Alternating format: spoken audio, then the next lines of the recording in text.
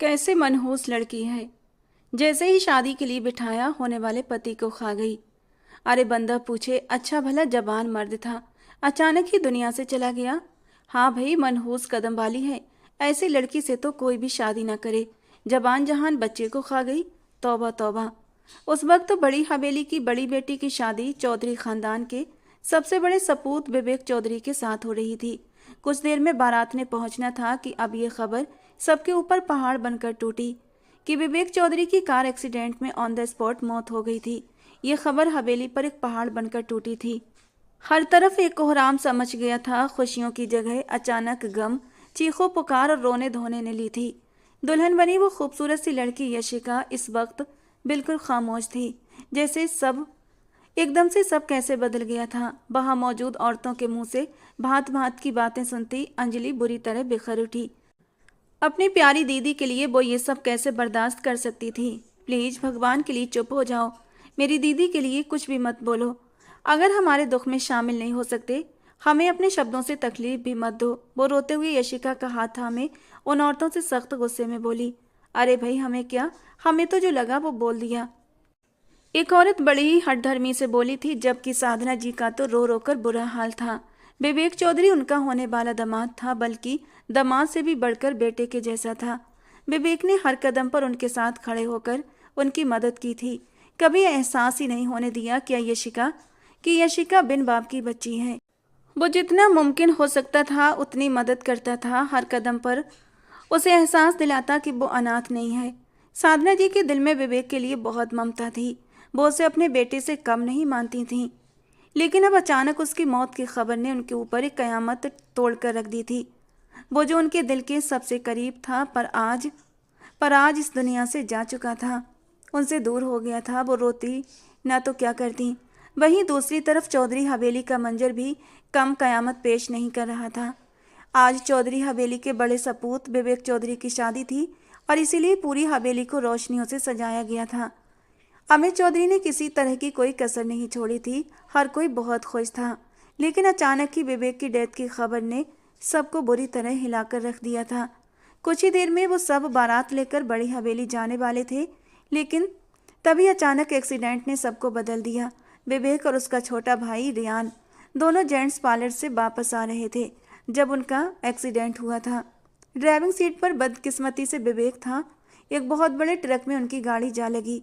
Driving seat वाला हिस्सा तो बुरी तरह कुचला गया था, जबकि गाड़ी ट्रॉली से टक्कर लगने से पहले ही कलाबाजी खाती, जिस वजह से रियान उछलता हुआ गाड़ी से बाहर गिरा था और विवेक गाड़ी के साथ ही उस ट्रॉली के साथ घसीटता चला गया। भाई, रियान दर्द से कराहता अपनी जान से प्यारे भाई को मौत के मुंह में जाता देखता वहीं सड़क के एक तरफ बुरी तरह गिरता चला गया। उसके दिमाग के पिछले हिस्से पर चोट आई थी और वो बेहोश हो गया, जबकि विवेक तो अपनी आखिरी सांसें ही हार गया। दोनों को रेस्क्यू वालों ने फौरन हॉस्पिटल पहुंचाया। विवेक तो दम तोड़ चुका था। उसकी कंडीशन बहुत बुरी थी कि उसे देखा भी नहीं जा रहा था, जबकि रियान इस वक्त आईसीयू में था।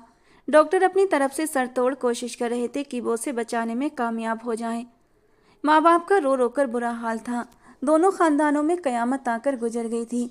शादी वाला घर मातम वाला घर बन गया था। जब आन डेड बॉडी घर लाई गई तो विवेक की मां निर्मला जी गश खाकर वहीं गिर पड़ी। उन्हें अंदर कमरे में पहुंचाया गया। हर आंख से आंसू गिर रहे थे। रो रो कर सबका बुरा हाल हो गया था। बड़ी हवेली वाले भी उसी वक्त चौधरी हवेली पहुंच गए थे। गम की इस घड़ी में वो चौधरी हवेली के लोगों के साथ थे। बुरा वक्त था, टल जाना था। शाम तक उसका अंतिम संस्कार भी कर दिया गया था। अमित जी हॉस्पिटल में थे। उन्हें अपना रियान ही अब सब कुछ लग रहा था। एक बेटा खो चुके थे और दूसरा खोना नहीं चाहते थे। पानी की तरह पैसा बहा रहे थे। बस वो अपने बेटे को वापस अपने सामने देखना चाहते थे। विवेक तो उन्हें छोड़कर चला गया था। रियान के लिए वो बेतहाशा प्रार्थनाएं मांग रहे थे। वो क्या, सभी उसी के लिए दुआएं कर रहे थे। और फिर भगवान ने अपना चमत्कार दिखा दिया। वो बच गया था, पर उसे होश नहीं आ रहा था। चोट सर के पिछले हिस्से पर लगी थी, जिस वजह से बहुत गहरा जख्म आया था। अगले 24 घंटे बहुत क्रिटिकल हैं। बस आप भगवान पर भरोसा रखें और भगवान से प्रार्थना करें। यकीनन चमत्कार दुनिया में होते हैं। डॉक्टर ने नरमी से अमित साहब से कहा तो वो गहरा सांस भरते आंखें बंद कर गए। सभी इस जवान मर्द के जिंदा रहने की दुआएं कर रहे थे, जबकि विवेक को तो चिता के हवाले भी कर दिया गया था। निर्मला जी अपने एक जिगर को खो चुकी थी, दूसरे को खोना नहीं चाहती थीं। भगवान जी के सामने बैठी वो रो रो कर फरियाद कर रही थीं। इतनी हिम्मत नहीं थी कि अब एक और बच्चा खो सके। बड़ी हवेली इस वक्त तो सन्नाटे में डूबी हुई थी। विवेक की मौत की खबर के बाद ही सब ढोल बाजे बंद हो चुके थे। लोगों के जितने मुंह उतनी बातें थीं। यशिका दिल थामे कमरे में बंद थी, न बाहर निकल रही थी, न किसी से बात कर रही थी। उसकी आंखों के सामने बार बार विवेक का चेहरा लहराता तो आंखों से आंसू बहने लगते। क्यों विवेक, क्यों इतनी जल्दी साथ छोड़ गए? बस इतना साथ था तुम्हारा? वो मोबाइल पर उसकी तस्वीर देखती चली जा रही थी। पर दुख ऐसा था जिसकी कोई भरपाई नहीं थी। जाने वाला जा चुका था, पर पीछे सबको रोता छोड़ गया था। लगभग 18 घंटे के बाद भगवान की तरफ से रियान को होश आया था, पर उसे अच्छे खासे जख्म आए थे। और सबसे बड़ा जख्म तो उसके लिए उसकी याददाश्त का जाना था, जो सर की बैक चोट लगने की वजह से जा चुकी थी। सॉरी, बहुत अफसोस से कहना पड़ रहा है कि इनकी मेमोरी का कुछ हिस्सा लॉस हो गया है। और ये नुकसान किस हद तक हुआ है कुछ भी कहना अभी फ़िलहाल मुश्किल है। हमें इनके कुछ टेस्ट वगैरह करने होंगे, फिर ही हम कुछ बता सकते हैं। क्या हम अपने बेटे से मिल सकते हैं डॉक्टर साहब? अमित साहब ने अब तक जिस तरह अपने आप को संभाला था ये वही जानते थे। जी, थोड़ी देर में उन्हें वार्ड में शिफ्ट कर देते हैं, फिर आप मिल लेना। पर ध्यान रखिएगा कि ज़्यादा रश ना हो और ना ही दिमाग पर ज़्यादा जोर डालने दीजिएगा। डॉक्टर उन्हें एक आजमाइश से निकालकर दूसरी आजमाइश में डालकर चला गया था। अमित, मेरा बच्चा। निर्मला जी ने हिचकी लेते पति की ओर देखा और उनके सीने से लग गई। उस वक्त पूरी तरह चादर में खुद को ढांपे हुए थी, क्योंकि मौसम बहुत ठंडा हो रहा था। बहुत कहा उनसे, लेकिन वो घर नहीं रुकी थी। उन्हें अपने बेटे को देखना था, उससे मिलना था। पर डॉक्टर की बात सुनकर वो और भी दुखी हो रही थी। रियान के वार्ड में शिफ्ट होते वो अपने बेटे के पास गए, जो खाली खाली नज़रों से उन्हें देखने लगा, जैसे उन्हें पहचानने की कोशिश कर रहा हो, पर पहचान न पा रहा हो। निर्मला जी उसके करीब ही बैठी हुई थीं और उसका हाथ थामकर रोते हुए अपने होठों से लगा गईं। अब विवेक के बाद वही उनकी कुल दुनिया था। आमिर साहब ने भी उससे बात करनी चाहिए, पर वो खामोश रहा। 2 दिन के बाद उसे डिस्चार्ज करके घर ले आए। वो काफ़ी हद तक बेहतर हो चुका था, पर कुछ जख्म अभी भी नहीं भरे थे। याददाश्त जाने की वजह से वो ये भी भूल गया था कि जान से प्यारे भाई को वो खो चुका है, और अमित साहब उसमें भी भगवान की कोई भलाई ही समझ रहे थे। दिन धीरे धीरे गुजरते जा रहे थे। अमित साहब और निर्मला जी ने उसे हथेली का छाला बना लिया था, जिस वजह से वो जल्दी ही सेहतमंद होता जा रहा था, लेकिन चाहकर भी किसी को पहचान नहीं पा रहा था। दिमाग पर जोर डालने के लिए डॉक्टर ने सख्ती से मना किया हुआ था। इसीलिए अमित जी और निर्मला जी ने उससे प्यार से समझा दिया था कि तुम हमारे बेटे हो, इकलौते बेटे। इससे ज़्यादा तुम्हें कुछ भी जानने की ज़रूरत नहीं। जब तुम्हारी याददाश्त आएगी तो खुद ही आ जाएगी। दिमाग पर जोर बिल्कुल भी मत डालना। और उसने भी उनकी बात समझते हुए धीरे से सर हाँ में हिला दिया था। और अब लगभग 1 महीना हो चुका था और वो भी बिस्तर छोड़ चुका था। शुरू में वो छड़ी के सहारे चलता रहा, फिर अब उसे छड़ी के सहारे की भी ज़रूरत नहीं थी। अब वो बिना सहारे के चलने लगा था। तो अब उसने अपने बाप का बिजनेस संभालने की ठानी। 1 महीने से उसके पापा ही पूरा बिजनेस संभाले हुए थे, पर अब उनकी तबीयत गिरी गिरी सी रहने लगी थी, और उनकी सेहत की वजह से ही रियान ने ऑफिस ज्वाइन करने का सोचा था। वो ये भी जानता था कि उसकी बीमारी की वजह से उसके माँ बाप ने अच्छा खासा दुख फेस किया है, और अब बारी उसकी थी। वो रूम में आईने के सामने खड़ा नुक सुख से तैयार होता, अब खुद पर परफ्यूम की बारिश कर रहा था। बाहर निकला तो अमित साहब अपने बेटे को यूं वापस जिंदगी की तरफ लौटता देखकर जी उठे थे। ये सब आपका आशीर्वाद है पापा। वो उनसे आशीर्वाद लेता ऑफिस के लिए निकल गया, जहां उसे मिली थी यशिका। वही यशिका जो उसके भाई की होने वाली दुल्हन थी। लेकिन फिर विवेक के जाने के बाद वो अकेली रह गई थी। जब विवेक जिंदा था तो विवेक के ऑफिस में उसकी पर्सनल सेक्रेटरी की जॉब कर रही थी। विवेक ने उसे कहा था कि शादी के बाद भी वो जॉब कंटिन्यू रखे। यही वजह थी कि उसने अपनी शादी की वजह से सिर्फ 2 हफ्ते की लीव ली थी, पर उसने रिजाइन नहीं किया था। विवेक के जाने के बाद खुद को बिजी रखने की खातिर उसने दिल पर पत्थर रखकर दोबारा ऑफिस ज्वाइन कर लिया था। सभी ने उसे बहुत अफसोस जताया था ऑफिस में, लेकिन वो बहुत बहादुर बनी रही। मोहल्ले वालों की जो जो बातें उसने सुनी थी उन्होंने उसे पत्थर दिल बना दिया था, उसे मनहूस करार दे दिया गया था, जो शादी से पहले ही अपने पति को खा चुकी थी। किसी तरह ये सब बातें उस मासूम लड़की ने बर्दाश्त की थी। ये सिर्फ वही जानती थी या उसका भगवान। उसकी दादी और उसकी माँ साधना जी ने उसे दोबारा ऑफिस ज्वाइन करवाया था। हालांकि उसने तो छोड़ने का इरादा कर लिया था। घर पर बैठकर करती भी क्या, सिवाय बेकार की सोचों के। खुद को अतीत से बाहर निकालना और बिजी रखना बहुत जरूरी था। वो जैसे ही ऑफिस में दाखिल हुई, सामने से आते उस इंसान से बुरी तरह टकरा गई। पीछे की तरफ गिरने लगी कि उस इंसान ने फौरन उसे बाहों में थाम लिया था और यशिका दम साधे उसकी शर्ट को मुट्ठियों में पकड़कर देखती रह गई, जिसने बहुत मजे से उसकी कमर को थाम रखा था। हेजल गिरे आंखों को पहली बार देखते रियान के दिल ने एक बीट मिस की थी, जबकि सामने वाले के चेहरे पर डर के साए लहरा गए। ये कब ठीक हुआ? और ऑफिस? वो अपनी ही सोचों में गुम उसका चेहरा देखे जा रही थी, जो बहुत हद तक विवेक से मिलता जुलता था। दोनों भाई थे और 1 साल का गैप था दोनों के बीच में, तो चेहरा नेचुरली तौर पर मिलता जुलता था। अचानक ही यशिका को अपनी कमर पर रियान के हाथों की पकड़ थोड़ी सख्त महसूस हुई, तो वो होश में आते करंट खा गई। उसका दिल 120 की रफ्तार से धड़क उठा। पहली बार किसी ने उसे यूं छुआ था। विवेक ने भी कभी ऐसी हिम्मत नहीं की थी। सामने खड़ा इंसान तो उसे देखना भी गवारा नहीं करता था, हमेशा देखकर मुंह बनाकर नजर फेर लिया करता था। यशिका को हमेशा उसकी आंखों में अपने लिए नफरत महसूस होती थी और वो कोशिश करती थी कि उसके सामने कम ही जाए, पर क्या कर सकती थी? वो विवेक का भाई था, कभी न कभी आमना सामना हो ही जाता था, पर आज तो हद ही हो गई थी। उसने उसे छू लिया था। उसके देखने का अंदाज तक यशिका को बदला बदला सा लग रहा था। वो नजरें चुराकर वहां से आगे बढ़ गई, जबकि रियान की नजरों ने उसका दूर तक पीछा किया था। एक अजीब सी कशिश थी उस लड़की में, जो रियान को अपनी तरफ खींच रही थी, और वो खुद भी इस बात को समझ नहीं पा रहा था कि क्यों। सर झटककर वो अपने केबिन की तरफ बढ़ गया। यशिका को लग रहा था कि अब किसी भी दिन वो इंसान उसे बुलाकर जॉब से फ्री कर देगा। विवेक के रहते ही इंसान हमेशा यही कोशिश करता था कि किसी तरह उसे जॉब से निकाल दे, पर विवेक की मोहब्बत थी, इसलिए रियान चाहकर भी कुछ नहीं कर पाता था। पर आज वो कुछ भी कर सकता था। वो अब सीईओ था, अकेला इस कंपनी का मालिक। और इससे पहले कि वो उसे जॉब से निकाले, यशिका ने अपने दिल में सोच लिया था कि वो खुद ही ये जॉब छोड़ देगी। ये रिजाइन लेटर रियान के ऑफिस में पहुंचा भी चुकी थी और अब बेदिली से अपनी चीजें समेट रही थी कि उसका बुलावा आया। मैम, सर रियान आपको ऑफिस में बुला रहे हैं। वो आंखें नीचे वहीं बैठी रह गई। हाँ, ऐसे कैसे जाने दे सकता है ये इंसान जब तक बेइज्जती न कर ले। यशिका बहुत ज़्यादा उस इंसान को लेकर गलतफहमी में थी, जबकि अब सब कुछ उसकी सोच के उल्टा होने वाला था। मैं आई कम इन सर? दरवाजे पर खड़ी वो अंदर आने की इजाज़त मांग रही थी। यस।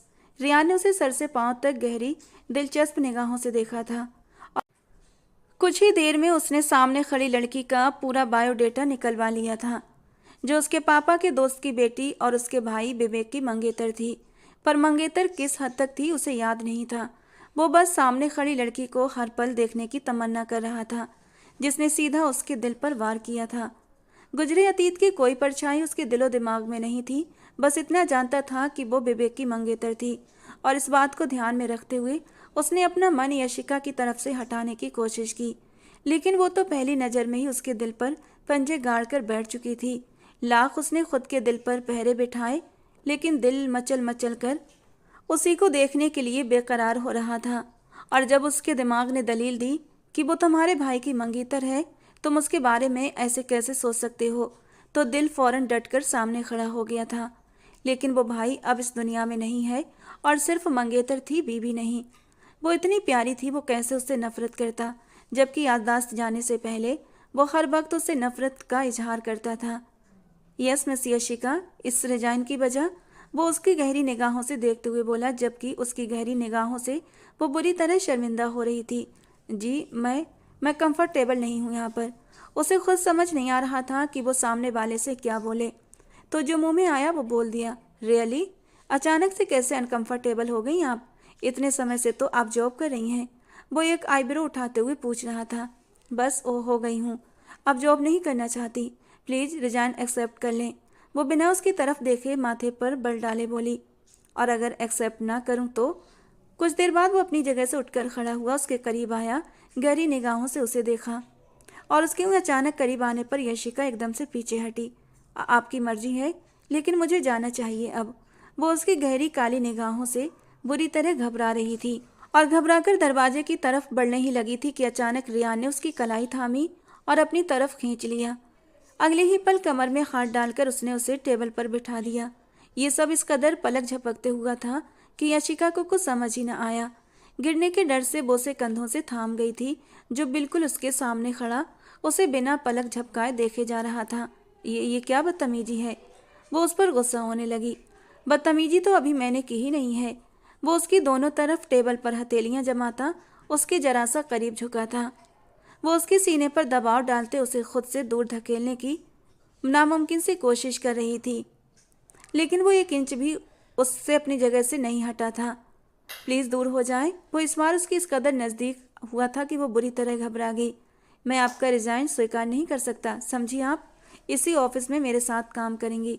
वो हुक्म देने वाले अंदाज में बोलता उस पर धौंस जमा रहा था। यशिका को उसका ये अंदाज बहुत बुरा लगा। उसे बहुत गुस्सा भी आया था। हरगिज नहीं, आप मुझे मजबूर नहीं कर सकते और दूर होकर बात करें मुझसे। आप मेरे कुछ नहीं लगते, मेरे लिए गैर मर्द हैं। मेरा और आपका कोई जायज़ रिश्ता नहीं है। वो न जाने कैसे ये सब बोलती चली गई, जबकि रियान तो उसकी बात का कुछ और ही मतलब निकाल ले गया था। ओह, तो मेरे साथ जायज़ रिश्ता बनाना चाहती हो? फिर बनोगी मेरी जायज़ धर्मपत्नी? उसके सवाल पर यशिका का दिल धक धक करते बाहर आने को मचला था। एक पल को सांस रोककर उसे देखती चली गई, जबकि वो अभी उसी शिद्दत से उसे गौर से देख रहा था। बोलो, बनोगी? वो थोड़ा सा और करीब झुका और वो नाम में सर हिलाती आंखों में आंसू ले आई। क्या कुछ याद नहीं आया था? वो इंसान जो इस दुनिया से चला गया था, उसका ना होना शिद्दत से उसे तड़पा गया। पर मुझे तुम्हें अपना बनाना है। मैं आज ही माँ से आप किसी से कोई बात नहीं करेंगे, समझे आप? वो उसे एकदम गुस्से से डांट गई थी। और वक्त होता तो वो इंसान उसे गुस्सा कर रहा होता, लेकिन ये उसकी यादाश्त का जाना यशिका के हक में किस हद तक बेहतर हुआ था, ये तो वक्त ने ही तय करना था। वो सामने वाला इंसान था जिसका गुस्सा ही पूरे खानदान में मशहूर था। सभी उससे नाराज रहते थे। इस वक्त सामने मौजूद नाजुक सी लड़की की डांट सुन रहा था, लेकिन माथे पर एक बल भी नहीं लाया था।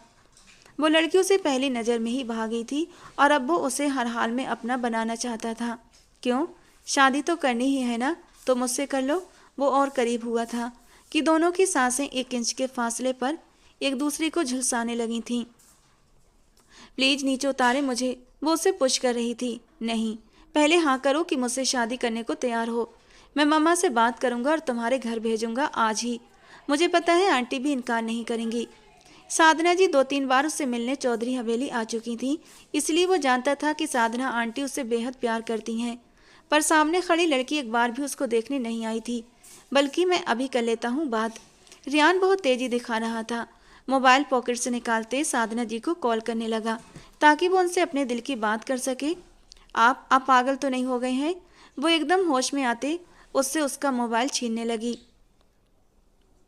कि वो एकदम अपना हाथ पीछे की ओर कर गया, जिस वजह से वो एकदम इनबैलेंस होती नीचे गिरने लगी कि रियान मोबाइल छोड़ते फौरन उसे थाम गया, वरना वो बहुत बुरी तरह नीचे गिरती।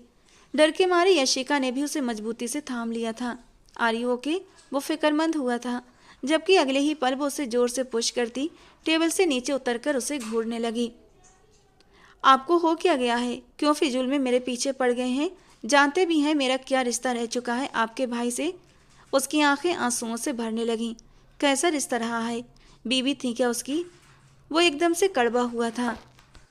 अभी नहीं थी, लेकिन होने वाली तो थी ना। वो तड़प कर बोली और 2 कदम उसके करीब हुई। लेकिन मेरी मनहूसियत उस इंसान को खा गई। इस बार यशिका की हेजलगिरीन आंखों में आंसू लड़ी की सूरत में गिरने लगे। रियान का जी चाहा कि वो अपने होठों से उन आंसुओं को चुन ले। जो लड़की उसे पहली नज़र में ही भाग गई थी, वो उसे कैसे रोता देख सकता था? इतनी पढ़ी लिखी होकर बेकार की बातें कैसे कर लेती हो? वो नाराज हुआ था। यही सच है और बेहतर होगा कि आप मुझसे दूर रहें, वरना मेरी मनहूसियत आपको भी खा जाएगी। वो उसे वॉर्न करती उसे दूर हुई थी। मुझे फिर भी तुम चाहिए, सुना तुमने? यशिका मेहरा उसकी पुकार पर उसकी भीगी पलकों से पलटकर उसे देखा था और बाहर निकल गई, जबकि उसकी भीगी आंखें रियान से कुछ छुपा न सकी। और फिर उसने अपना कहा सच कर दिखाया। उसने साधना जी से बात करने से पहले अपनी माँ को भरोसे में लिया था। वो नहीं चाहता था कि उसकी होने वाली बीवी के साथ इस घर में कोई बुरा सलूक करे, वो भी अपने स्वर्गीय भाई की वजह से। पर उसे हैरत हुई कि किसी ने भी ऐतराज नहीं किया था। और ऐतराज न करने के पीछे निर्मला जी और अमित जी की बहुत बड़ी मजबूरी थी, क्योंकि वो रियांश से कोई भी ऐसी बात नहीं कर सकते थे जो सीधा उसके दिल दिमाग पर जाकर लगती। जब उन्होंने अपने बेटे की आंखों में यशिका के लिए प्यार देखा तो वो चुपचाप उसकी खुशी में खुश हो गए थे। और 2 दिन बाद ही अमित जी अपनी बीवी निर्मला जी के साथ एक बार फिर यशिका का हाथ मांगने चले आए। मामा प्लीज मना कर दें, मुझे ही शादी नहीं करनी। वो एकदम गुस्से से बिखर गई थी। अच्छा फिर क्या करना है? वो कड़वाहट से बोली, कुछ भी कर लूंगी, लेकिन उस इंसान से बस कर दो यशिका, भगवान के लिए बस कर दो। वो लोग बड़ी इज्जत से तुम्हारा हाथ मांगने आए हैं, वरना पहले बेटे की मौत के बाद मुझे यकीन नहीं था कि वो फिर से दूसरे बेटे के लिए तुम्हारा हाथ मांगेंगे। यही यकीन तो मुझे नहीं आ रहा मामा, प्लीज मेरी बात समझो, मेरी बात को मानो। वो अब रोने लगी थी। आप जहाँ कहेंगी मैं शादी कर लूंगी, लेकिन प्लीज उस इंसान से नहीं। आप जानती हैं वो मुझसे बेइंतहा नफरत करता था। जब उसकी याददाश्त वापस आ जाएगी तो सब खत्म हो जाएगा, उसकी नफरत भी वापस आ जाएगी। मामा आप मेरी बात को नहीं समझ रही। वो खुद भी डर के आगे बेबस थी। चुप करो यशिका, तुम्हारी ये बेकार की बातें छोड़ दो। और क्या बोल रही हो कि किसी और से शादी करवा दें? कौन करेगा तुमसे शादी, जबकि हर किसी के लिए तुम एक मनहूस साया बन चुकी हो। माँ की कड़वाहट भरी बातें सुनकर यशिका हैरत से उन्हें देखती रही। दुनिया वाले तो कहते भी हैं। माँ आपने भी कह दिया। वो तड़प कर चुप हुई थी। आंसुओं की धार तेज हो गई और उसका दिल डूब सा गया। साधना जी भी बैठकर रोने लगी। मैं क्या करूं यशिका, मुझे बताओ। मेरी 2 बेटियां हैं, अगर एक की शादी वक्त पर ना हुई तो दूसरी का हाथ कौन थामेगा? तुम्हारे पापा के जाने के बाद तुम दोनों ही मेरे लिए सब कुछ हो, पर दुनिया वाले तुम दोनों को मेरे लिए सजा बना देंगे। मेरी खातिर माँ का ख्याल तो करो। अगर भी इज्जत से रिश्ता मांगने आए हैं तो भला इस रिश्ते में बुराई क्या है, बल्कि तुम्हें तो खुश होना चाहिए। उन्होंने उसकी कलाई पकड़कर कहा, मामा अगर आपको लगता है कि मैं मनहूस हूं तो बताओ, मेरी मनहूसियत से उस इंसान को क्यों नहीं बचा रही? एक को तो मेरी मनहूसियत ने खा लिया, अब दूसरे को तो बचा लो। ये बकवास बंद करो अपनी, क्या मनहूसियत थोप रही हो खुद पर? उसकी माँ गुस्से में दहाड़ी। मेरी बेटी हो तुम, जान से भी बढ़कर प्यारी। अगर ऐसा हुआ तो तुम्हारी होने वाली सास कभी इस दहलीज पर वापस न आती, और फिर तुम्हारा रिश्ता कौन लेगा? वो गहरी नाराजगी के साथ बोली, माँ मुझे डर लग रहा है, एक बार फिर से अगर वही सब कुछ। वो माँ के गले लगी तो साधना जी ने उसे अपनी बाहों में छुपा लिया। बस मेरी जान, डरना नहीं, जो हो रहा है उसे भगवान की मर्जी समझकर स्वीकार कर लो। वो उसका माथा चूमते उसे तसल्ली दे रही थी, लेकिन नहीं जानती थी कि बेटी के नसीब में क्या लिख रही थी। और यशिका के दिल का डर अगर सच हो जाता तो क्या होता? अगर कल को वाकई उसकी याददाश्त वापस आ जाती तो वो उसके साथ क्या सलूक करता? यशिका को बस यही डर सता रहा था।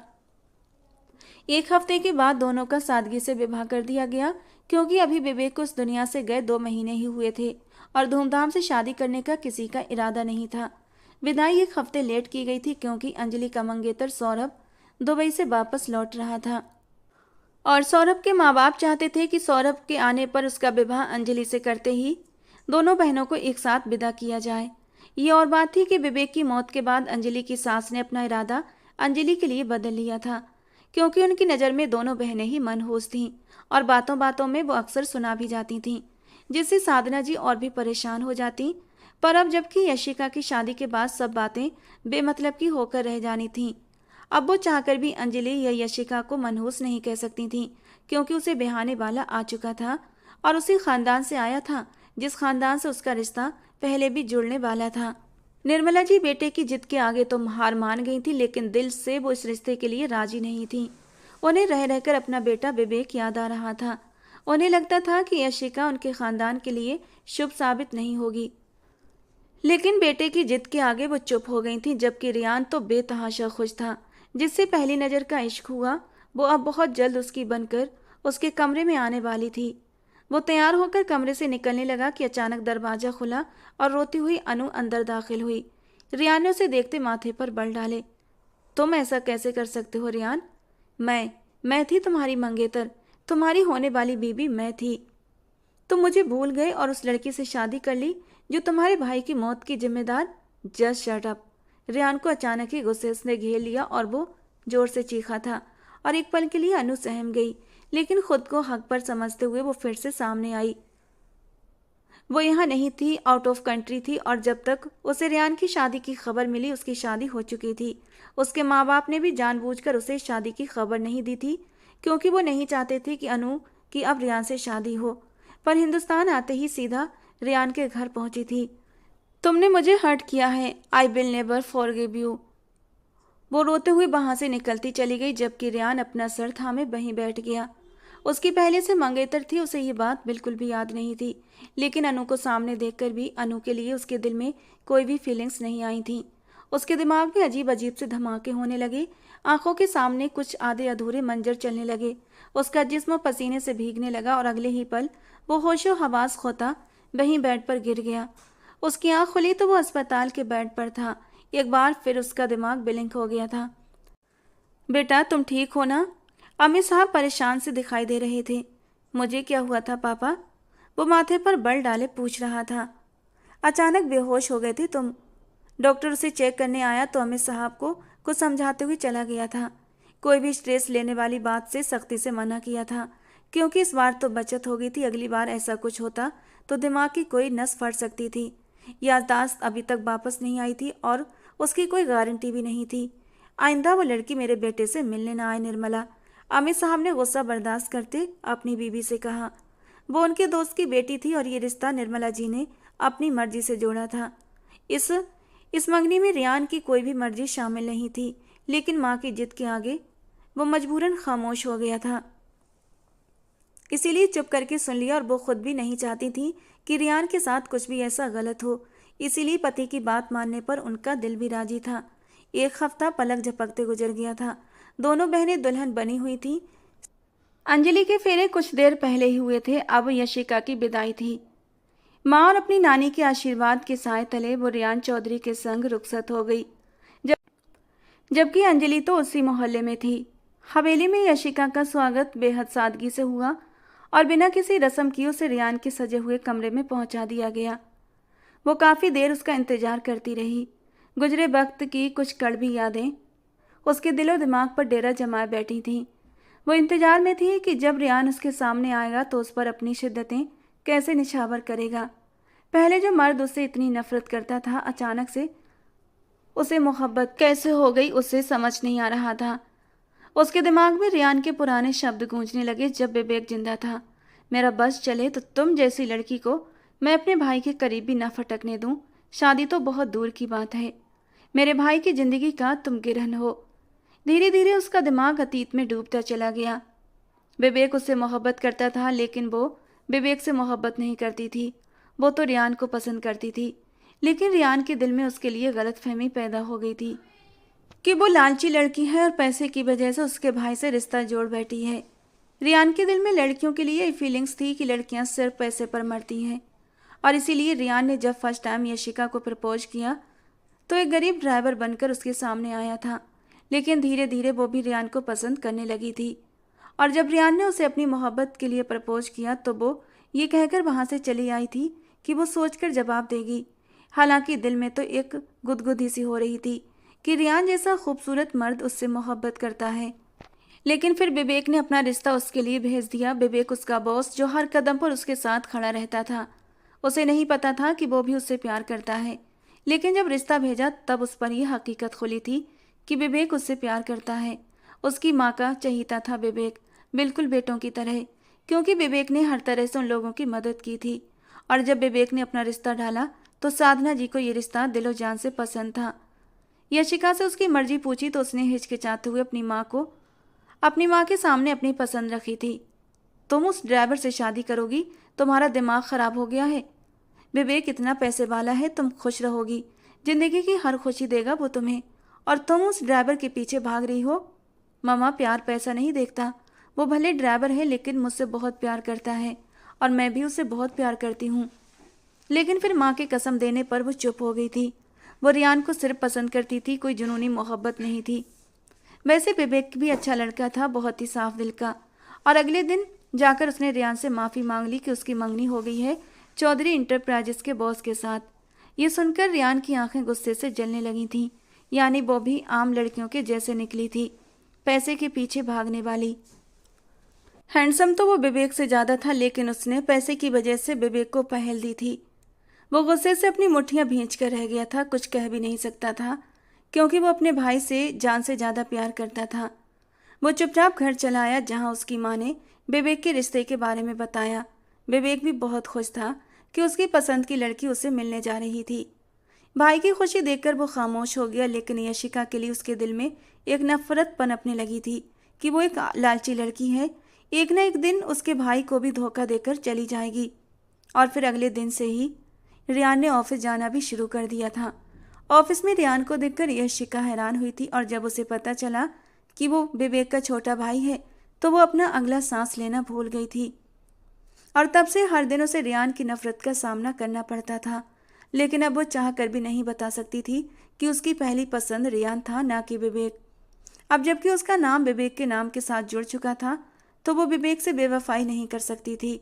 उसने सच्चे दिल से विवेक को ही अपने जीवन साथी के रूप में देखना शुरू कर दिया था। लेकिन किस्मत को पता नहीं क्या मंजूर था कि ठीक शादी वाले दिन ही इतना भयानक हादसा हुआ कि विवेक इस दुनिया से चला गया और रियान की याददाश्त चली गई। याददाश्त जाने के बावजूद भी उसके दिल से यशिका की मोहब्बत निकल न सकी, और पहले टकराव में ही उसके दिल की धड़कन फिर से धड़क उठी थी उसे देखकर। यशिका ने उसे बताना भी चाहा, लेकिन वो डर गई थी। अगर भगवान न करे कि उसने अपने दिलो दिमाग पर कुछ ज़्यादा जोर डाला तो कहीं उसे कुछ हो न जाए।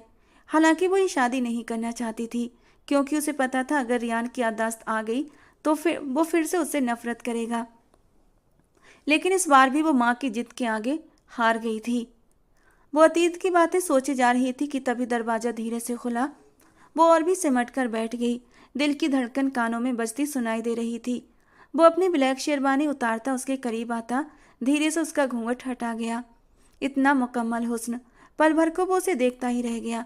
उसे ही लड़की पहली नज़र में ही भाग गई थी। बिना कोई चोर रास्ता अपनाए उसने उससे अपना जायज रिश्ता अपनाया था। आगे बढ़कर उसके माथे पर अपने होंठ रखता, अपनी मोहब्बत के पहले स्पर्श से उसे भिगो गया। यशिका की पलकें लरज उठीं। वो बहुत ही खूबसूरत शानदार पर्सनालिटी का मर्द था। बस भगवान उसका दिल मेरी तरफ मोड़ दे, हमेशा के लिए कभी नफरत का गुमान भी उसके दिल में ना आए। यशिका दिल से अपने भगवान से दुआ मांग रही थी, जबकि वो उसे डायमंड रिंग पहना रहा था।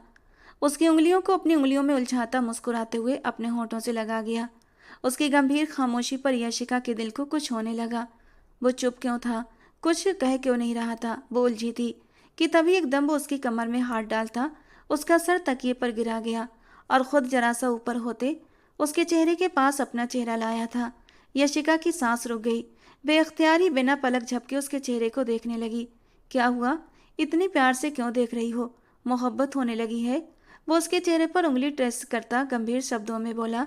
वो गहरी सांस भरते अपने ऊपर नीचे होती धड़कनों से उसे अपना दीवाना कर रही थी। धीरे से दुपट्टा उतारकर एक तरफ करता वो उसकी धड़कनों पर अपना चेहरा रखता गहरी सांस भर गया। वो पूरी जिस्मो जान से लरचने लगी थी, और रियान चेहरा उठाकर उसको देखने लगा। वाइब्रेशन मोड पर आ गई हो क्या? वो उसके गाल पर अपने होंठ रखता उसके वाइब्रेशन का मजा लेता, धीरे धीरे अपने होंठों से उस पर अपनी मोहर लगाता जा रहा था। यशिका ने बेडशीट को मुट्ठियों में दबोचा था। वो उसकी बेबाक शरारतों पर मरने वाली हो गई थी। वो धीरे धीरे अब और भी ज्यादा जुनूनी होता जा रहा था। प्लीज रियान, रुक जाए। वो जो उसका ब्लाउज ऊपर किए उसके वजूद में गुम था। क्या हुआ, क्यों रोक रही हो? वो लाल आंखों से उसे देखते हुए मुंह बनाते बोला। आप एक वादा करें मुझसे। वो इन पलों में उसे क्या वादा लेने वाली थी? रियान के माथे पर बल पड़े। कैसा वादा? आप मुझे कभी नहीं छोड़ेंगे, चाहे कुछ भी हो जाए। वो बहुत डर रही थी। हाँ, वो उस इंसान के साथ रिश्ता बनाना चाहती थी, लेकिन डर भी रही थी कि कहीं याददाश्त वापस आने के बाद वो उसे छोड़ ना दे। ऐसा क्यों सोचा? वो उसका चेहरा हाथों के प्याले में भरता उसके होंठों को चूम गया। यशिका की आंखें भीगने लगीं। बस वादा करें मुझसे, कभी जुदा नहीं करेंगे खुद से। वो उसका हाथ थामे अपने नाजुक हाथों में ले गई। कभी नहीं छोड़ूंगा पागल।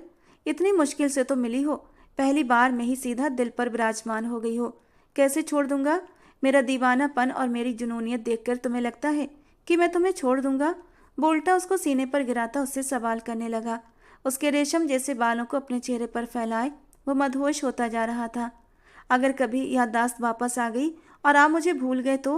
वो अपने दिल का डर अपनी जबान पर ले आई। याददाश्त वापस आए या जो है वो भी चली जाए, कभी भी अपनी रूह से दूर नहीं हो सकता। तो मेरी नस नस में समाती जा रही हो यशिका, मेरे करीब आओ प्लीज।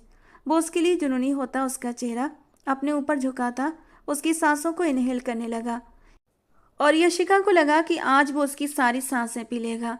आंखें मीचे वो उसके और अपने बीच के हर पर्दे को गिराते लाड्स को मध्यम कर गया था। उस पर और अपने ऊपर कंबल लेता वो उसकी दोनों कलाइयों को थामे तकिए के ऊपर पिन कर गया और उसके ब्लाउज को उससे अलग कर दिया। फिर खुद को भी हर कपड़े से आज़ाद किया था। यशिका की जान लबों पर आई थी उसका बॉडी बिल्डर कसरती बदन देखकर। आने वाले पलों का सोचते यशिका की रूह कांपती जा रही थी। वो झुकता हुआ उसकी गर्दन और नरम धड़कनों पर लब बाट बनाता उसे अपनी दीवानगी का हिस्सा बना गया।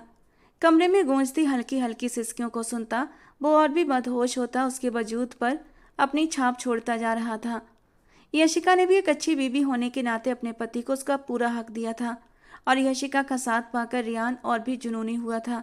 वो और भी शिद्दत से उस पर टूट कर बरसा था, जो आने वाले वक्त में उसके लिए बहुत बड़ी आजमाइश बनने वाला था, क्योंकि वो उस पर यकीन कर चुकी थी, एक ऐसा यकीन जो बहुत जल्दी टूटने वाला था। सुबह का सूरज चढ़ा तो यशिका ने कसमसाकर आंखें खोली, नजर भटककर अपने पहलू में लेटे रियान पर जा ठहरी, जो बिना शर्ट के कोहनी पर लेटा उसको ही निहारे जा रहा था, जबकि वो खुद अभी तक शॉर्ट सी नाइटी पहने कंबल में थी। उसके देखने पर फौरन कंबल में दोबारा घुस गई, जिस पर रियान के चेहरे पर एक हल्की सी मुस्कान आई थी। आप कब जागे? वो जरा सा मुंह बाहर निकालकर पूछती, उसके जज्बातों को जगा रही थी। मैं सोया ही कब था, मैं तो तुम्हारे जागने का वेट कर रहा था, वो शरारत से कहता अपने हाथ कंबल में घुसाता, उसकी नाजुक कमर को छूता, सुरूर के आलम में बोलता, उसकी जान होठों पर ले आया। नहीं नहीं, अब नहीं प्लीज, मुझे बहुत ज़्यादा थकान हो रही है। वो धीरे से मिनमिनाई, जबकि उसे सख्त नज़रों से घूर गया। जो कहोगी, जैसा कहोगी वैसा करूँगा यार, लेकिन प्लीज़ इस तरह मेरा हाथ मत रोको, क्योंकि मैं अब रुकने वाला नहीं। दीवानगी और जुनून बन चुकी हो तुम मेरा। वो फिर से उसे अपने करीब करता जुनूनियत से बोला था, जबकि यशिका उसकी संगत में पल पल पिघलती जा रही थी। उसकी इतनी मोहब्बत देखकर उसकी आंखें नम हो गईं। वो डरती थी उस इंसान का आदी होने से, क्योंकि आदतें तो मोहब्बतों से भी जानलेवा होती हैं। ये इंसान उसे कहीं आसमान पर पहुंचाकर वहां से बहुत जोर का धक्का न दे दे। फिर वो उसकी संगत में अपनी सारी सोचों को झटकती उसका साथ देने की कोशिश करने लगी, जो कि बहुत मुश्किल था। वो भरपूर मजबूत बॉडी बिल्डर कसरती बदन का मर्द था। उसकी ताकत के आगे वो मासूम सी नाजुक जान कहाँ टिक पाती। अब तो वो रात से भी ज़्यादा जुनूनी हो रहा था। उसे बाहों में उठाता, वो ड्रेसिंग टेबल पर लाता, उस पर बिठाकर अपनी शिद्दतें उस पर निशावर करने लगा। उन दोनों की आंखें एक दूसरे की कुर्बत की खुमारी से लाल अंगारा हो रही थीं।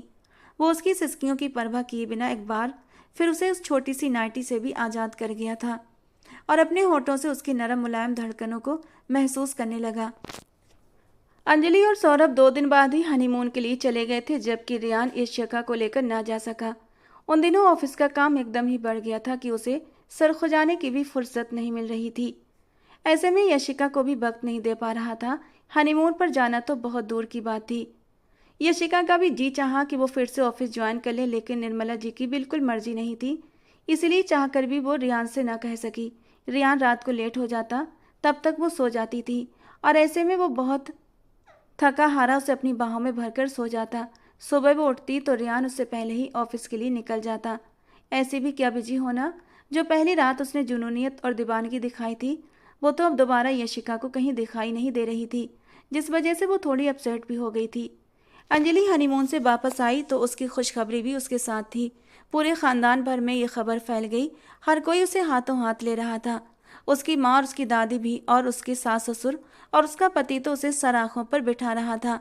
दूसरी तरफ यशिका थी, जिसका अभी तक कोई पता नहीं था और ना ही उसने चेकअप करवाना जरूरी समझा था। किसी को न परवाह थी कि उसे भी औलाद होती, और ना ही पति ने पूछा और ना ही सास को फिक्र थी।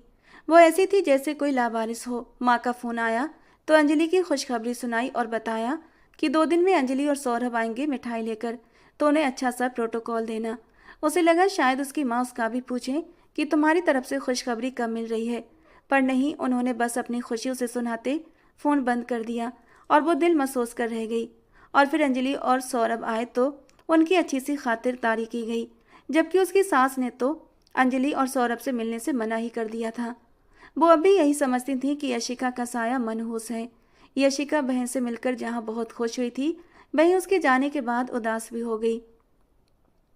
शाम तक उसकी तबीयत खराब होने लगी और एकदम उसे वोमिटिंग शुरू हो गई।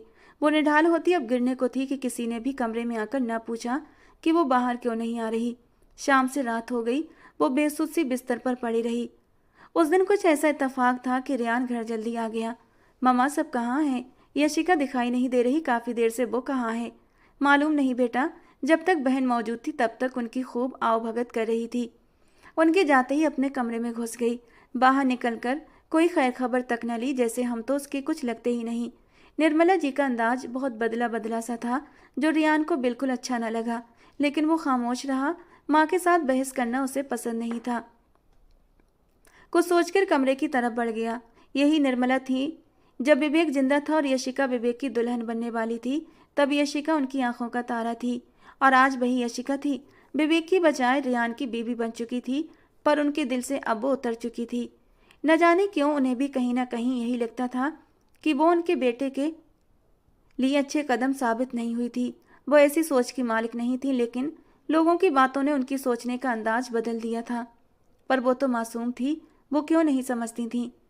वो जैसे ही कमरे में दाखिल हुआ, उसे गैर मामूली खामोशी का एहसास हुआ। वो धीरे से आगे बढ़ा कि यशिका को देख सके, लेकिन वो बाथरूम से निकलती निढाल होती दरवाजे को पकड़े गिरने वाली थी कि रियान ने फौरन आगे बढ़कर उसे बाहों में थामा। यशिका, तुम ठीक हो? वो एकदम फिक्रमंद हुआ। हल्की सी अपनी आंखें खोलते रियान को देखा तो उसके कॉलर को मुट्ठियों में जकड़े उसके सीने में अपना मुंह छुपा गई और फिर अचानक ही फूट फूट कर रो पड़ी। रियान उसे सीने से लगाते बिस्तर पर लाया और रियान को सामने देखते वो बुरी तरह बिखर रही थी। अब इस तरह उसके सीने से सिमट रही थी जैसे उसके वजूद में समा जाएगी। तुम्हारे हाथ क्यों ठंडे हो रहे हैं? और माथा? वो एकदम से ही घबरा गया। वो बहुत ठंडी पड़ रही थी। रियान उसे बाहों में भरे फौरन बाहर भागा था। बिना किसी को इन्फॉर्म किए वो बाहर गाड़ी की तरफ बढ़ता उसे सीधा हॉस्पिटल ले गया, जहां उसे फौरन ट्रीटमेंट दिया गया। रियान एक एक मिनट उसके साथ रहा था। एक पल को भी उसने यशिका को अकेला नहीं छोड़ा था। कॉन्ग्रेचुलेशन, आपकी वाइफ प्रेग्नेंट है। डॉक्टर की बात सुनते रियान को समझ न आया कि वो किस तरह का इजहार करे। अचानक इतनी बड़ी खुशखबरी सुनता वो साकित रह गया था। देखिए, इनका बीपी बहुत लो हो गया था। ऐसी हालत में इनकी डाइट का बहुत ज़्यादा ख्याल रखें। अभी ये ड्रिप ख़त्म होती है तो इन्हें घर ले जाएं और इनका बहुत ज़्यादा ध्यान रखना, क्योंकि आपकी बीबी बहुत कमज़ोर है। मैं ये सप्लीमेंट्स लिख रही हूँ, इन्हें ज़रूर दीजिएगा। डॉक्टर अपनी कहती जा रही थी, जबकि रियान लगातार यशिका की बंद आंखों को देख रहा था। उसे खुद पर गुस्सा आ रहा था, जो उसने यशिका को लेकर इस कदर लापरवाही की थी कि उसे ये तक नहीं पता चला कि उसकी बीबी की क्या हालत हो रही है। अब उसने पक्का तय कर लिया था, चाहे कुछ भी हो जाए वो यशिका को पूरा पूरा वक्त देगा। उसे जब होश आया तो वो रियान की बाहों में ही थी। रियान उसे वापस अस्पताल से बाहर ला रहा था। मैं चल लूँगी, उसने हिम्मत करते कहा, जबकि डॉक्टर ने क्या क्या बोला वो नहीं जानती थी। उसकी बात अनसुनी करता वो उसे अपनी बाहों में उठाए गाड़ी तक लाया और उसे गाड़ी में बिठा दिया। अब वो पूरी तरह खामोश थी, जैसे बहुत ज़्यादा थक चुकी हो। कब से तबीयत खराब थी? वो गाड़ी ड्राइव करते संजीदा अंदाज में पूछ रहा था। यशिका ने आंखें खोलकर उसे देखा। कल तक ठीक थी, आज सुबह से ही दिल घबरा रहा था। अंजलि आई थी अपने हस्बैंड के साथ। उस वक्त ही मुझे वोमिटिंग हुई थी। पता नहीं, शायद कुछ गलत खा लिया था। अंजलि ने कहा अस्पताल चलती हूँ, पर मैंने मना कर दिया। फिर चक्कर भी आ रहे थे और उसने ज़बरदस्ती मुझे फ्रूट खिला दिए। उफ, ना पूछे मत।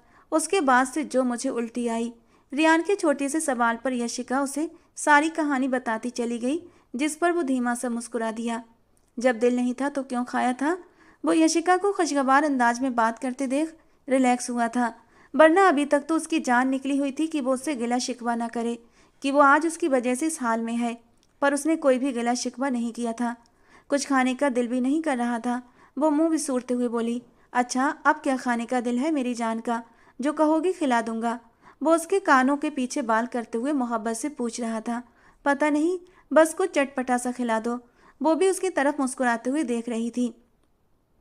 रियान के संग इतने दिनों के बाद बाहर निकली थी, दिल उसका एकदम खुश हो गया था। रियान उसकी हालत समझता गोलगप्पे वाले के पास गाड़ी रोक गया और गोलगप्पे मंगवाए। गोलगप्पे खाते हुए वो जिस तरह चटकारे ले रही थी, रियान की मोहब्बत भरी नजरें उसी पर टिकी रहीं। मजा आ गया सच में रियान। अगर बीच में एक दिन ऐसा आ जाया करे कि आप मुझे बाहर लाएं और मैं ऐसे ही मजे से गोलगप्पे खाऊं तो आह, जिंदगी के मजे ही मजे। वो मुस्कुराती आंखों से बोली, अब से तुम्हें कभी भी इग्नोर नहीं करूंगा। I am sorry. वो गाड़ी स्टार्ट करता उसका हाथ थामे होठों से लगाता प्यार से बोला था, वादा। वो फौरन उससे वादा लेती मुस्कुरा रही थी, जबकि वो भी मुस्कुरा दिया कि तभी गाड़ी पर उसका कंट्रोल छूटा था और वो इनबैलेंस हुई। रियान पूरी कोशिश कर रहा था कि यशिका को चोट ना आए। वो उसे अपनी गोद में भरता गाड़ी से कूदा था, क्योंकि गाड़ी के ब्रेक में अचानक कोई प्रॉब्लम हुई थी और ब्रेक नहीं लग रहे थे। दोनों ही लुढ़कते एक पेड़ के साथ जा लगे।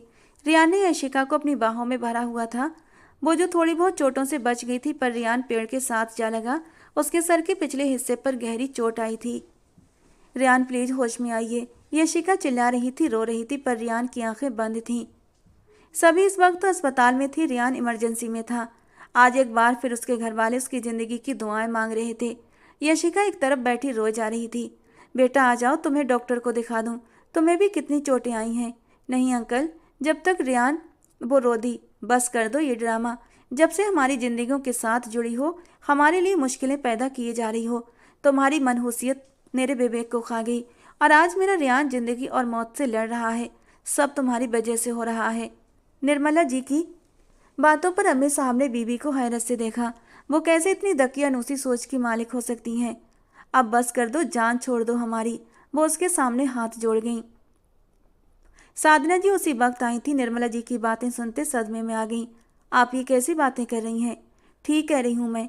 अपनी मनहूस बेटी को अपने सर से उतार कर हमारे सर पर डाल दिया।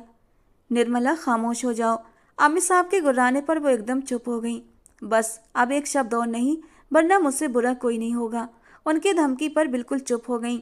मेरी बेटी इतनी ही मनहूस है आप लोगों के लिए, तो इसे मुझे वापस कर दें। साधना जी सपाट अंदाज में अमित साहब को देखते मुश्किल से ये शब्द बोली थीं। अभी वो कोई जवाब देती कि डॉक्टर की पुकार पर वो सब उनकी ओर देखने लगे। भगवान का धन्यवाद करें कि उनकी जान अब खतरे से बाहर है और उनके सर के मेमोरी वाले हिस्से पर ही चोट आई है। हो सकता है उनके होश में आने के बाद उनकी याददाश्त वापस आ जाए। डॉक्टर की बात सुनते ही यशिका के कदमों तले से जमीन निकल गई। मतलब भगवान ने उसकी खुशियों की उम्र सिर्फ 2 महीने की रखी थी। वो पिछले 2 महीने से रो रो कर भगवान से प्रार्थना करती थी कि रियान की याददाश्त कभी वापस ना आए, लेकिन उसकी प्रार्थना स्वीकार नहीं हुई थी। और आज रियान की याददाश्त वापस आ चुकी थी। वो आंखें मीचती गहरा सांस भर गई। कोई नहीं जानता था कि यशिका प्रेग्नेंट है, खुद यशिका भी नहीं, क्योंकि अभी रियान को भी उसे बताने का मौका नहीं मिला था। और फिर उसे होश आ गया और उसने होश में आते ही सबसे पहले अपने भाई विवेक का पूछा था, मम्मा पापा बताए ना, विवेक भाई किधर हैं? वो भी मेरे साथ गाड़ी में ही थे ना? उनकी शादी थी। अचानक उसके दिमाग में झमाका हुआ जब विवेक का फोन आया था, जिसे सुनने के बाद वो तड़प उठा था। क्या हुआ भाई? वो तड़पते हुए गाड़ी ड्राइव करते रोया था। रियान वो मुझसे प्यार नहीं करती, वो कह रही है बारात न लेकर आऊं। जबकि बिल्कुल सामने खड़ी यशिका आंसू बहाते उसे देख रही थी, जो अपनी याददाश्त के आते ही उसे भूल गया था। नहीं, वो गलत थी, वो उसे भूला नहीं था, वो तो उसको अब बहुत सख्त सजा देने वाला था। उधर रियान के दिमाग में फिर विवेक की बातें घूमने लगीं। यार वो मुझे नहीं किसी और से प्यार करती है, उसने मुझे मैसेज भेजा है। और विवेक ने अपने आंसू रोकते मोबाइल रियान को थमाया था। इससे पहले कि वो मैसेज देखता, विवेक के दिमाग की कोई नस फटी थी और उसकी नाक से खून की लकीर बही थी और वो गाड़ी से उसका कंट्रोल छूट उठा था। वो स्टीयरिंग छोड़ गया। जो साथ बैठे रियान ने संभालनी चाहिए, लेकिन वो संभाल ना पाया और विवेक ने हिम्मत करते गाड़ी का दरवाजा खोलते रियान को बाहर धक्का दिया था। ये सब बहुत अचानक हुआ था। वो खुद भी बाहर कूदता, पर अपनी नाक से बहते खून को देखता वो सदमे में आ गया। उसी पल गाड़ी ने कलाबाजी खाई और गाड़ी एक ट्रॉली से जा टकराई। धीरे धीरे रियान को सब कुछ याद आता चला गया। नहीं नहीं छोड़ूंगा उसे, मेरे भाई की कातिल है वो, जान से मार दूंगा उसे। मुझे पता था जब उसे विवेक भाई से भी अमीर आदमी मिल जाएगा तो वो विवेक भाई को भी छोड़ देगी, और उसने ऐसा ही किया। उसने मेरे भाई की जान ले ली।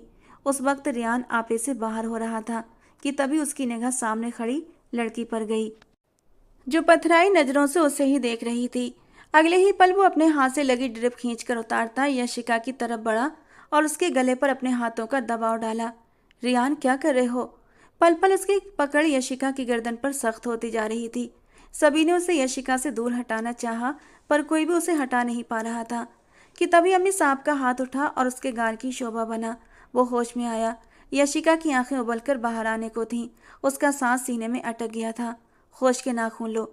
अब अगर तुमने यशिका को चोट पहुंचाई तो तुम अपने बाप का मरा हुआ मुंह देखोगे। उनकी दी हुई धमकी इतनी सख्त थी कि उन्हें बेयकीनी से देखता रह गया।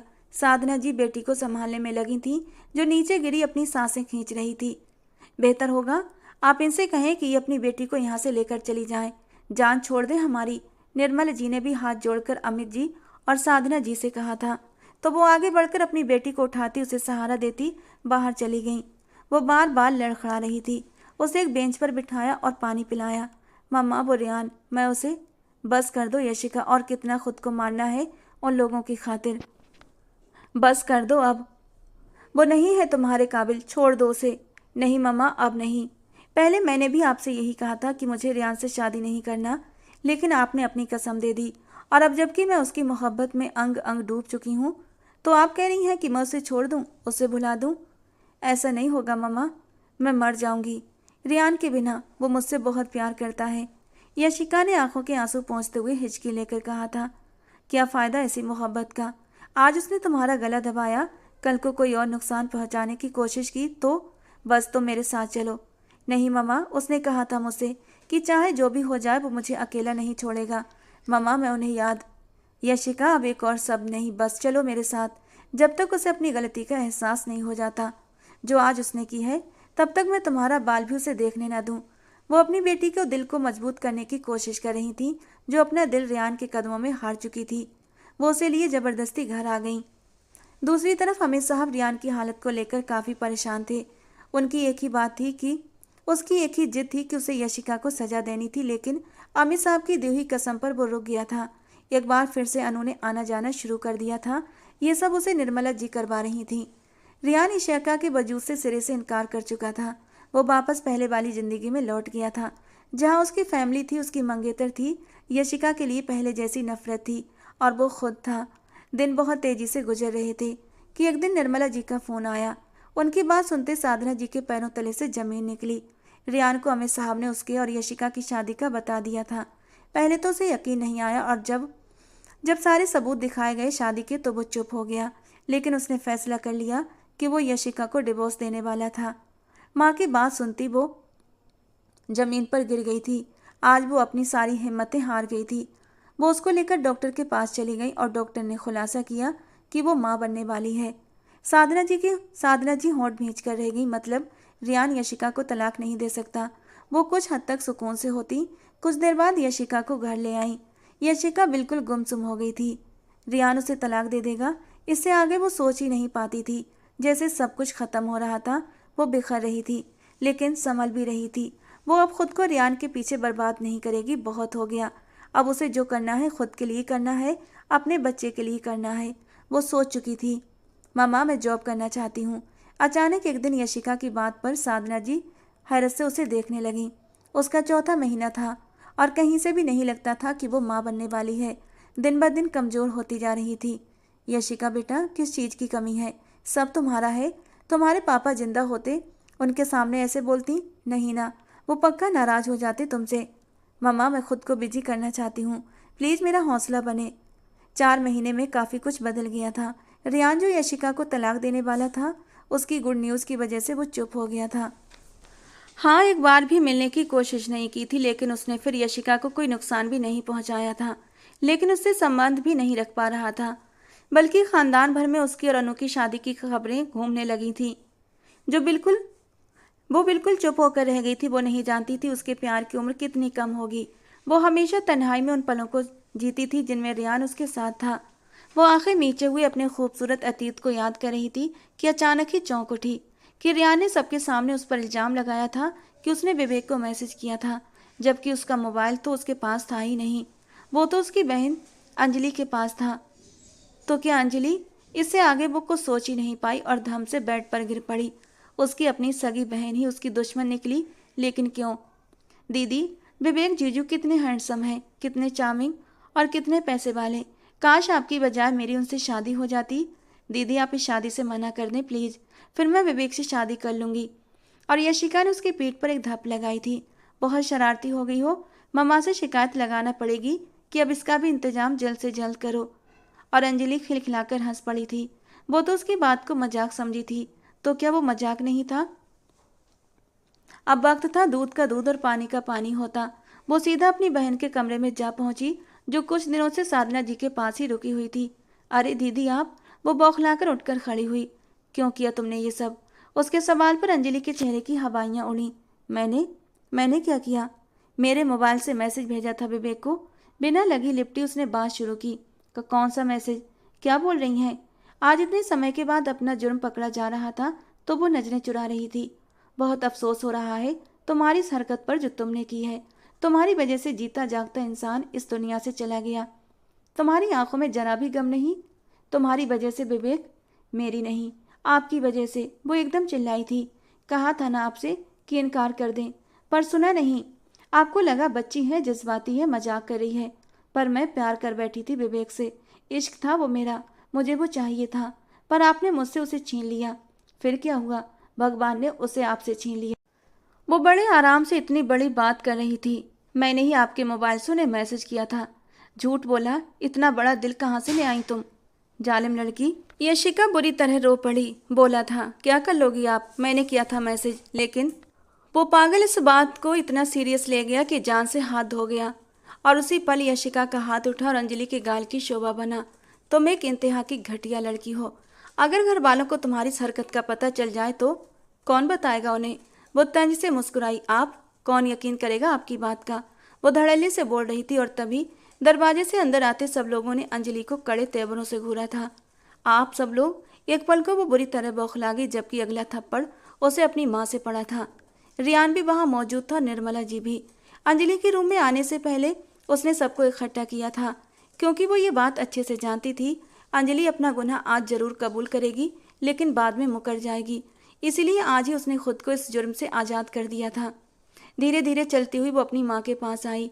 मम्मा, जब विवेक का रिश्ता आया था तो मैंने आपसे कहा था ना कि मैं एक ड्राइवर से प्यार करती हूँ और उसी से शादी करना चाहती हूँ। जानती हैं वो ड्राइवर कौन था? वो ड्राइवर रियान था। उसके बाद पर सबने हैरान होकर रियान को देखा था। मैं लालची नहीं थी मम्मा, मुझे रियान से मोहब्बत थी। इस बात से फ़र्क नहीं पड़ता था कि वो ड्राइवर है और मैं उसे शादी करना चाहती थी, है ना मम्मा? और आपने मुझे कसम दी थी कि मैं विवेक से शादी कर लूँ, और फिर आपकी कसम के आगे मैं मजबूर हो गई थी। उसकी बात पर साधना जी रो पड़ी। हाँ मेरी बच्ची, ऐसा ही था मम्मा, आपकी कसम के आगे मैं मजबूर हो गई और मैंने विवेक को सच्चे दिल से अपना लिया। जब वो मेरा पति बनने वाला था तो मैं उसके साथ बेवफाई नहीं कर सकती थी, इसीलिए मैंने रियान को अपने दिल से निकाल दिया था। न मैंने विवेक के साथ बेवफाई की और न रियान के साथ। लेकिन मुझे बदले में क्या मिला? कुछ भी तो नहीं। वो रो पड़ी थी, जबकि रियान की आंखों से बेआवाज आंसू बह रहे थे। उसकी हिम्मत नहीं थी कि वो आगे बढ़कर यशिका को चुप करवा सकता। यशिका खुद ही रियान के सामने आकर खड़ी हुई थी। सिर्फ 3 महीने हैं आपके पास मेरे साथ कैद के, उसके बाद आप मुझे तलाक दे दीजिएगा। 3 महीने के बाद उसकी औलाद इस दुनिया में आ जाती, इसीलिए वो ऐसा कह रही थी। अपनी बात कहते वो वहां से जाने लगी कि रियान उसे बाजू से थामते वापस मोड़कर खींचकर अपने सीने से लगाया। यशिका ने खुद को छुड़ाना चाहा, लेकिन रियान की पकड़ बहुत सख्त थी। उसकी ये तड़प देखकर साधना जी की आंखों में आंसू आए थे।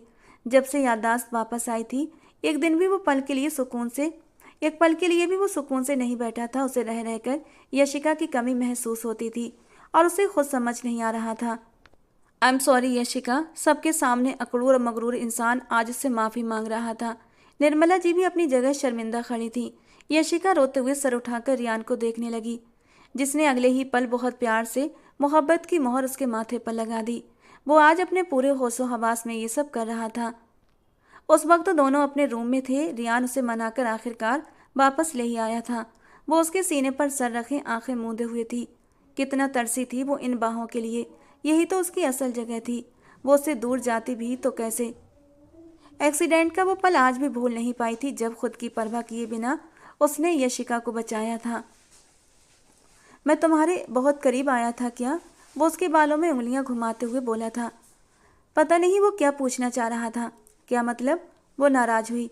करीब आए थे तभी तो ये बच्चा आया है ना इस दुनिया में। वो मुंह बनाकर बोली। आई नो यार, पर मुझे महसूस करवाओ ना कि मैं तुम्हारे करीब आया। उसे तकिए पर गिराता खुद उसके ऊपर आया। रियान बेबी। वो बुरी तरह घबराई थी उसकी लाल आंखों में खुमारी का रंग देखकर। कुछ नहीं होगा बेबी को बहुत प्यार से करूँगा, लेकिन इस वक्त तुम्हें महसूस करना चाहता हूँ, तुम्हारे अंदर गुम होना चाहता हूँ। वो उसकी गर्दन में चेहरा छुपाकर लव बर्ड्स बनाने लगा। दोनों की सांसें गहरी होने लगी थीं। वो सारे पर्दे आज अपने होशो हवास में गिराता जा रहा था। उसके नरम वजूद में शामिल होता उसे सिसकने पर मजबूर कर गया था। उसके हल्के फूले पेट पर दीवाना बार अपने होंठ रखता। वो यशिका को दीवाना कर रहा था, जबकि पेट पर वजन न पड़े। बहुत सावधानी से वो अपनी यशिका को अपनी मोहब्बत में भिगोता, अपने आप को और उसे सुकून दे रहा था। तो दोस्तों, आज की हमारी कहानी आपको कैसी लगी कमेंट बॉक्स में ज़रूर बताना। पसंद आई हो तो प्लीज़ लाइक करना। ऐसी और रोमांटिक नॉवेल्स के लिए हमारी चैनल के साथ जुड़े रहना।